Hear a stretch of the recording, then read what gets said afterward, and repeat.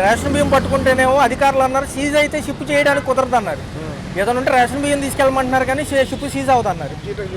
ఆయన సైలెంట్ అయిపోయాడు, మన్యం ప్రాంతాల్లో తిరుగుతున్నాడు ఆయన. ఓకే, అది అయిపోయింది. మార్గాలు ఎత్తుకుంటున్నారు, ఏదో మార్గం దొరుకుతుంది, ఆ మార్గం పడిపోతున్నారు, దీన్ని మరిపించేద్దాం అనుకుంటున్నారు. మరి వచ్చే సంవత్సరం ఆర్థిక బడ్జెట్ ప్రవేశపెట్టే లోపల మరి నిన్న ఢిల్లీ వెళ్ళారు, వాజ్పేయి గారు శత జయంతిలో పాల్గొన్నారు. మరి లాక్కొస్తారా డబ్బులు?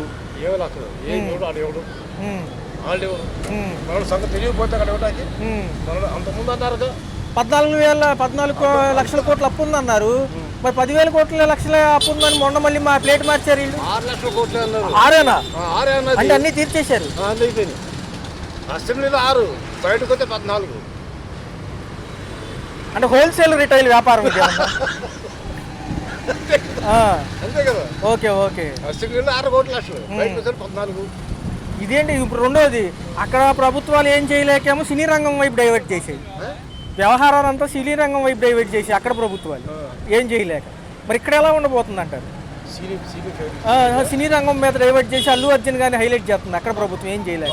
మరి ఇక్కడన్నా ముందుకెళ్తారా? చూస్తున్నాం కదా, వెయిట్ చూస్తున్నాం, 7 నెలలు అయిపోతుంది. హామీలు ఏముండదంటారు. మరి రేపేమో కరెంటు బిల్లుల పైన పోరుబాట మాజీ ప్రభుత్వాన్ని. జనవరి సంక్రాంతి అనంతరం ఆయన వస్తానంటున్నాడు ప్రజల్లోకి జగన్ గారు. మరి ఏంటి మరి ఈ పథకాలు అవుతాయా లేకపోతే అరకొరగా ఇస్తారా? లేదు, ముందు అమరావతి పనులే మొదలవలేదుగా. అవ్వకపోవడం ఏంటి? TV9 అడుగు చెప్తారు, TV5 అడుగు చెప్తారు, ఆంధ్రజ్యోతి అడుగు చెప్తారు. వీళ్ళకి కనబడతాయి, మీకు కనబడవు.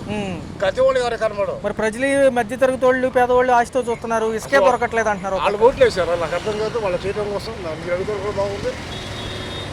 ఇంక అంతా గ్యాంబ్లింగ్ ఇప్పుడంటే వాళ్ళకి ఇప్పుడు అందరూ తెలిసిపోయింది గ్యాంబ్లింగ్ అని. కొత్తగా ఉంది. మీరు ఓట్లు వేసారా మీకు నేను చేయటానికి? మీరు ఓట్లు వేయలేదు, నాకేసింది ఏంటి? ఈవీఎంలు. వాటికి న్యాయం చేస్తాను, మీకు న్యాయం చేస్తా.